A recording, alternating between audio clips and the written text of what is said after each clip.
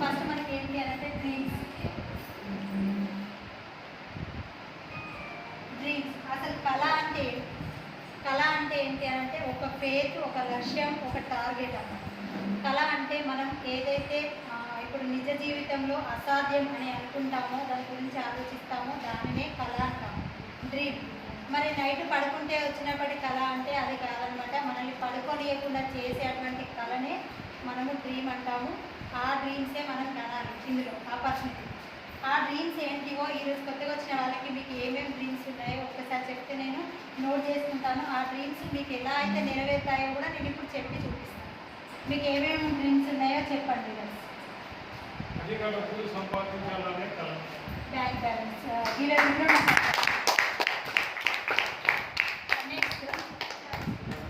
Sir, మీ dream ఏమి? మీరు ఫ్యూచర్లో ఏం కావాలని అనుకుంటున్నారు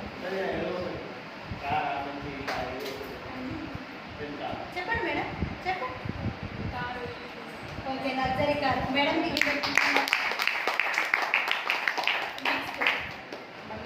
ఇంకా డ్రీమ్స్ ఏం లేవా మీకు? గోల్డ్. ఓకే మేడంకి next okay next parent care.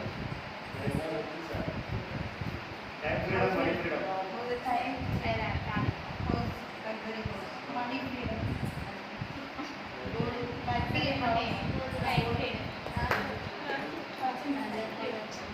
Children education, foreign trips. నిజంగా మేడం మర్చిపోకుండా గుర్తు చేసి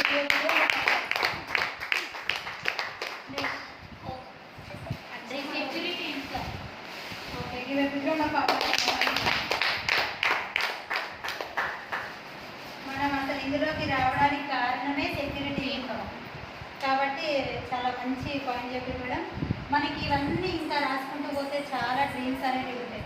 కానీ మనం ఈ డ్రీమ్స్ అంటే ఈ కళ కనడానికే మనకు అర్హత లేదు అసలు ఇప్పుడున్న సిచ్యువేషన్స్. ఎందుకు అంటే మనకు వచ్చే 10,000, 20,000 జీతం ద్వారా మనకి ఈ కళలు అనేటివి ఏవి కూడా నెరవేరడానికి అవకాశం అనేది లేదు.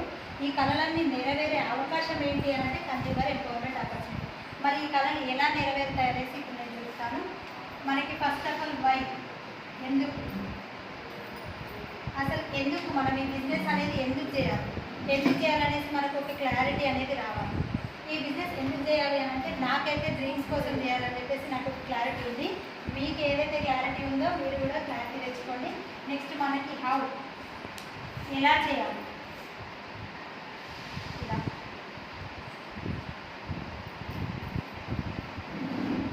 మనకు ఎందుకు చేయాలి ఈ బిజినెస్ అనే ఒక క్లారిటీ ఉన్నట్టయితే ఎలా చేయాలి అని చెప్పడానికి మనకు ఒక విన్నింగ్ టీమ్ ఎడ్యుకేషన్ సిస్టమ్ ఉంది. అదేవిధంగా మనకి అప్లైన్స్ ఉన్నారు, క్రియేట్ యాక్టివ్ గ్రోయింగ్ అప్లైన్స్ కూడా మనకి చెప్పడానికి సిద్ధంగా ఉన్నారు. కాబట్టి మనం ఎందుకు అనేసి ఫస్ట్ క్లారిటీ అనేది తీసుకోవాలి.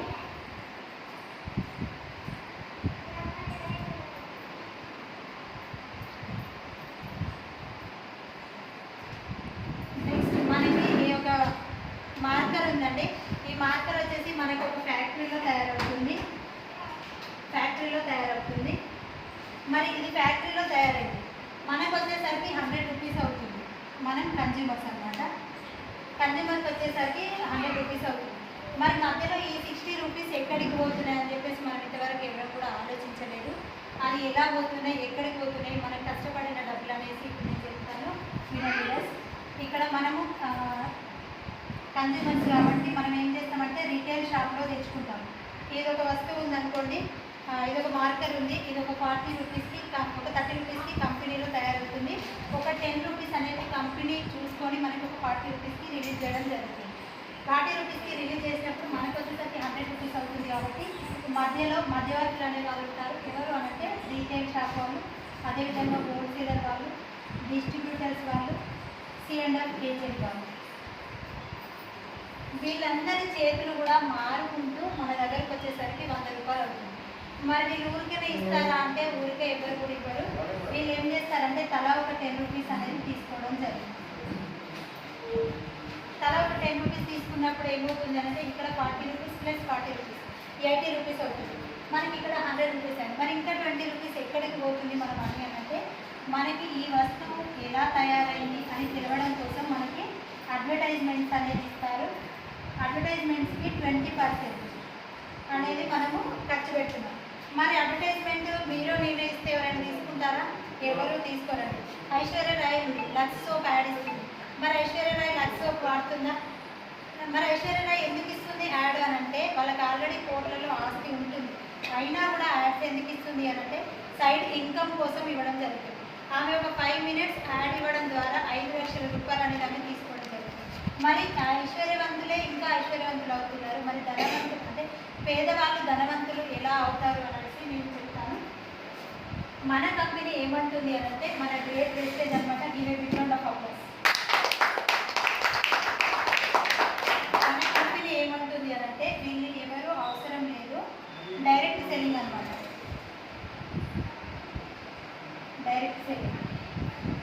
ఈ మధ్యవర్తులు ఎవరు లేకుండా ఈ 60% ఏదైతే ఉందో ఆ 60% మీకే ఇస్తా ఉంటుంది కంపెనీ. మరి ఇక్కడ మనకు ఫ్యాక్టరీ ఉంది, తయారు చేస్తుంది, మనం కన్జ్యూమర్. ఫ్యాక్టరీ లేదు, మనం కన్జ్యూమర్స్ ఉన్నాము. ఏమైనా యూజ్ ఉంటుందా? ఏం యూజ్ ఉంటుంది. ఇక్కడ మనం కన్జ్యూమర్స్ తీసుకునే వాళ్ళం ఉన్నాము, ఫ్యాక్టరీ లేదనుకోండి, మనం అప్పుడు మనకు ఆ ప్రోడక్ట్ అనేది వస్తుందా? రాదు. కాబట్టి అలా కూడా యూజ్ ఉంటుంది. మరి ఫ్యాక్టరీ ఉంది, మనం కన్జ్యూమర్స్ ఉన్నాము, మధ్యవర్తులు ఎవరు లేకుండా తీసుకోవచ్చు కదా. అలాంటి అవకాశం అనేది మనకు ఉంది. కాబట్టి ఎలా తీసుకోవాలనేది చెప్తాను. Direct selling. మన వెస్టేజ్ ఏమంటుంది అని అంటే ఈ మధ్యవర్తులు ఎవరు లేకుండా మీకే 60% ఇస్తా. యాజ్ ఏ కంపెనీగా నేను రెడీ చేస్తాను, కస్టమర్గా మీరు తీసుకోండి. ఈ మధ్యలో వచ్చే 60% మీకే ఇస్తా. ఈ మధ్యవర్తులు చేసేటువంటి పని మీరు చేయండి అని చెప్తుంది. బాగుందా లేదా?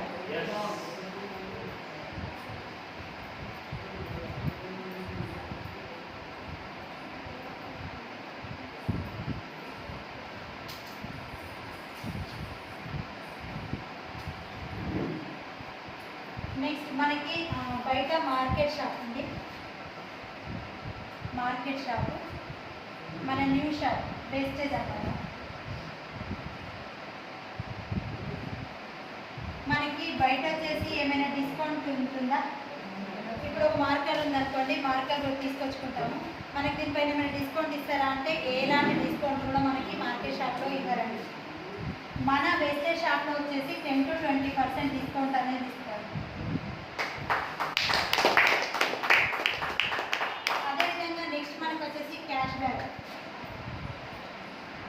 మనకి మార్కెట్ షాప్లో ఎలాంటి క్యాష్ బ్యాక్ అనేది మనకి రిటర్న్ అనేది ఇవ్వడం జరగదు. అదే మన వెస్టేజ్ షాప్లో వచ్చేసి 5 to 16% మనకి క్యాష్ బ్యాక్ అనేది రిటర్న్ ఇవ్వడం జరుగుతుంది. మనము మంత్ స్టార్టింగ్ నుండి ఎండింగ్ వరకు ఎప్పుడు తీసుకున్నా కూడా మనకి డిస్కౌంట్ కానీ క్యాష్ బ్యాక్ కానీ ఇవ్వడం జరుగుతుంది. అదేవిధంగా ఫ్రీ ప్రోడక్ట్. మనం బయట కొన్ని వందల ప్రోడక్ట్స్ కొన్ని వేల ప్రోడక్ట్స్ కానీ సామాన్లు మనం బయట తీసుకొచ్చుకుంటాము. మరి ఏమైనా మనకు ఒక 1 రూపీ చాక్లెట్ అయినా ఫ్రీ ఇస్తారంటే ఎలాంటి వస్తువు కూడా మనకి బయట మార్కెట్ షాప్లో ఫ్రీ అనేది ఇవ్వరు. మన వెస్టేజ్ షాప్లో వచ్చేసి 10% ఫ్రీ ప్రోడక్ట్ అనేది ఇవ్వడం జరుగుతుంది. వెంటనే మనకి 10% ప్రోడక్ట్ అనేది ఫ్రీగా ఇవ్వడం జరుగుతుంది. సపోజ్ మనకి ఏంటంటే ఒక 1000 రూపాయల ప్రోడక్ట్స్ కనుక మనం తీసుకున్నట్టయితే ఒక 100 రూపాయల ప్రోడక్ట్ అనేది మనకి వెంటనే ఇవ్వడం జరుగుతుంది. నెక్స్ట్ ఇదంతా బాగానే ఉంది. Loyalty programme. లాయల్టీ ప్రోగ్రామ్ అంటే మనకి మనం బయట మార్కెట్ షాప్లో కొన్ని సంవత్సరాల కంటే మన తాతల కాలంలో, మన నాన్నల కాలం, మన కాలం 3 కాలాలు అంటే 3 తరాల నుండి మనం తీసుకొచ్చుకుంటున్నాము. అయినప్పటికీ కూడా మనము ఒక సంవత్సరం తీసుకుంటే ఇంకొక నెల ఫ్రీ ఇవ్వండి అంటే ఇస్తారా? ఎక్కడ కూడా ఎలాంటి ఫ్రీ అనేది ఇవ్వడం జరగదు. అదేవిధంగా మన వెస్టేజ్ షాప్లో వచ్చేసి 4 months కనుక మనము 4 months కనుక 100 PV. 100 PV అంటే PV is equal to 32 rupees. ఒక PVకి మనకి 32 రూపీస్ అనేది పడుతుంది. 100 PVs అంటే మనం ఒక 3200 ప్రోడక్ట్స్ కనుక మనము 4 నెలలు వరుసగా తీసుకొచ్చుకున్నట్టయితే మనకి 5th month వచ్చేసి 2515 2515 రూపాయల ప్రోడక్ట్ అనేది నెక్స్ట్ మనకు 3200 ప్రోడక్ట్స్ అనేవి పడవు కదా మేడం, చిన్న ఫ్యామిలీ ఉంది కదా అంటే మన కంపెనీ ఏం చేసింది అని అంటే 60 PV అనమాట. చిన్న ఫ్యామిలీ ఉన్న వాళ్ళకి ఒక 2000 నుండి 2200 ప్రోడక్ట్స్ కనుక మనం 4 నెలలు వరుసగా తీసుకున్నట్టయితే మనకి 5వ నెల వచ్చేసి 1250 రూపాయల వోచర్ అనేది ఫ్రీగా రావడం జరుగుతుంది. బాగుందా? మరి ఇదంతా కాదు, ఇంకా మరి పెద్ద ఫ్యామిలీ ఉంది అనుకుంటే కూడా 100+60 160 పీవీ అంటాము, మనం కోర్ అంటాము. 160 పీవీ అంటే 160 పీవీ కనుక తీసుకున్నట్టయితే 2500+1250 అంటే 3750 రూపాయల ప్రోడక్ట్ అనేది 5వ నెల ఫ్రీగా ఇవ్వడం జరుగుతుంది. నెక్స్ట్ మనకి ఇదంతా బాగానే ఉంది, మరి ప్రోడక్ట్ గ్యారంటీ ఏమైనా ఉందా అని అడుగుతుంది. కాబట్టి మనకి ప్రోడక్ట్ గ్యారంటీ మన 100% ప్రోడక్ట్ గ్యారంటీ అండి. ఎందుకంటే మనం ఇప్పుడు ఈ మార్కర్ తీసుకుంటాము, బయట షాప్లో తీసుకొస్తాము, ఇలా తీసి ఇట్లా రాస్తామో లేదో కూడా తెలియదు, మళ్ళీ ఇస్తే రిటర్న్ ఇస్తే తీసుకుంటారు ఎవరైనా? ఎక్కడ కూడా ఎలాంటి రిటర్న్ అనేది తీసుకోబడదు. అదే మన వెస్టేజ్ షాప్లో ఏముంటుంది అని అంటే మనం 30 రోజులలో 30% వాడుకున్నా కూడా మనకి జిఎస్టీ అనేది కట్ చేసుకొని మన అకౌంట్లో మనీ అనేది వేయడం జరుగుతుంది. ఈ ప్రోడక్ట్ అనేది మీకు దేని ద్వారా ఇబ్బంది అవుతుంది అనేసి మనం ఒక లెటర్ కనుక వెళ్ళినట్టయితే మన ప్రోడక్ట్ అనేది రిటర్న్ తీసుకొని మనకి మనీ అనేది అకౌంట్లో వేయడం జరుగుతుంది. బాగుందా లేదా? ఇదంతా కూడా మనకు వచ్చేసి ఒక 45 నుండి 50% బెనిఫిట్ అనేది రావడం జరుగుతుంది. 45 to 50% బెనిఫిట్ అనేది వస్తుంది.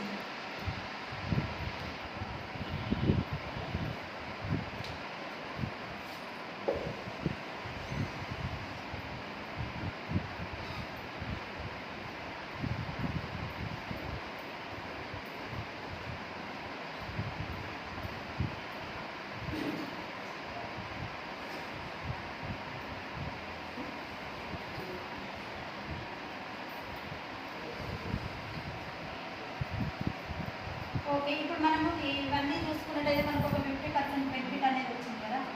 మనం ఒక సెల్ఫ్ ఇవి అంటే మనం ఒక సెల్ఫ్గా ఒక 4000 ప్రోడక్ట్స్ కనుక మనం ఇంట్లోకి తీసుకున్నట్టయితే మనకు ఒక 50% బెనిఫిట్ అనేది వచ్చింది.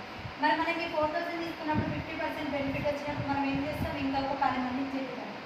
10 మంది కూడా ఒక 4000 రూపీస్ ప్రోడక్ట్ వాళ్ళు సెల్ఫ్గా తీసుకున్నట్టయితే మన కంపెనీకి వచ్చేసి టర్నోవర్ 40,000 టర్నోవర్ అవుతుంది. మరి 40,000 టర్నోవర్ అయినప్పుడు కంపెనీ ఊరుకుంటున్నా, మన 40,000 టర్నోవర్ ఇచ్చినప్పుడు మన కంపెనీ ఏం చేస్తుంది అంటే ఒక 4,000 రూపీస్ అనేది మన అకౌంట్లో వేయడం జరుగుతుంది. మనకి ఇక్కడ 4,000 వచ్చినప్పుడు ఇక్కడ ప్రోడక్ట్ మనకి సెల్ఫ్గా ఫ్రీ అయిపోయిందా లేదా? అదేవిధంగా మనకి 50% బెనిఫిట్ కూడా వచ్చింది. మరి మనకి 4,000 వచ్చినప్పుడు ఇంకా ఈ 10 మంది ఊరుకుంటారా? ఇంకొక 10 మందికి చెప్తారు. 10 × 10 100 మెంబర్స్ అవుతారు. ఆ 100 మెంబర్స్ కూడా వాళ్ళ ఇంట్లో ఒక 4,000 ప్రోడక్ట్స్ కనుక తీసుకున్నట్టయితే కంపెనీకి వచ్చేసి 4 lakhs టర్నోవర్ అవుతుంది. మరి 4 lakhs టర్నోవర్ అయినప్పుడు కంపెనీ మనకి ఏం చేస్తుంది అంటే 40,000 రూపీస్ అనేది మన అకౌంట్లో వేయడం జరుగుతుంది. ఇక్కడ మనం ఏం చేసినాం? మనం ఒక 10 మెంబర్స్కి చెప్పినాం, ఆ 10 మెంబర్స్ కూడా ఇంకా తలా ఒక 10 మెంబర్స్కి చెప్పడం వల్ల 100 మెంబర్స్ అయితే 100 మెంబర్స్ కూడా ఒక 4,000 రూపీస్ ప్రోడక్ట్ తీసుకున్నట్టయితే మనకు ఒక 40,000 రూపీస్ వచ్చినాయి. బయట మనం ఇంత ఈజీగా ఒక 40,000 అనేది సంపాదించగలమా? ఈ రోజుల్లో సంపాదించే అవకాశమే లేదండి. మరి ఇలా ఒక 10 మంది చేసినాక 100 మెంబర్స్ అంటే ఈ 100 మెంబర్స్ ఊరుకుంటారా? అలా ఇంకా ఒక 10 మెంబర్స్కి చెప్తూ ఉంటారు. 100 మెంబర్స్ కూడా 10 మెంబర్స్ చెప్పడం వల్ల ఒక 1000 మెంబర్స్ అవుతారు. ఆ 1000 మెంబర్స్ కూడా ఒక 4,000 ప్రోడక్ట్స్ అనేది వాళ్ళకి సెట్గా తీసుకున్నట్టయితే మన కంపెనీకి వచ్చేసి 40 lakhs టర్నోవర్ అవుతుంది. మరి 4 lakhs టర్నోవర్ అయినప్పుడు మన కంపెనీ 40,000 ఇచ్చింది. మరి 40 lakhs టర్నోవర్ అయితే మన కంపెనీ ఏం చేస్తుంది అని అంటే ఒక 4 lakhs రూపీస్ అనేది మన అకౌంట్లో వేయడం జరుగుతుంది. 4 lakhs రూపీస్ మనకు మంత్లీ ఇన్కమ్ వచ్చింది అనుకోండి, మన డ్రీమ్స్ అనేవి నెరవేరుతాయా లేదా? బ్యాంక్ బ్యాలెన్స్ ఉంటుంది, లగ్జరీ కార్ ఉంటుంది, గోల్డ్ కొనుక్కోవచ్చు, ప్రతి ఒక్కటి చిల్డ్రన్ ఎడ్యుకేషన్ కానీ, పేరెంట్ కేర్ కానీ, time freedom, money freedom, luxury house, ప్రతి ఒక్కటి కూడా ఫారెన్ ట్రిప్స్, ఇవన్నీ కూడా మనము ఎంజాయ్ చేసే అవకాశం అనేది ఉంటుంది. కాబట్టి తీసుకుందామా లేదా? ఆపర్చునిటీ బాగుందా లేదా?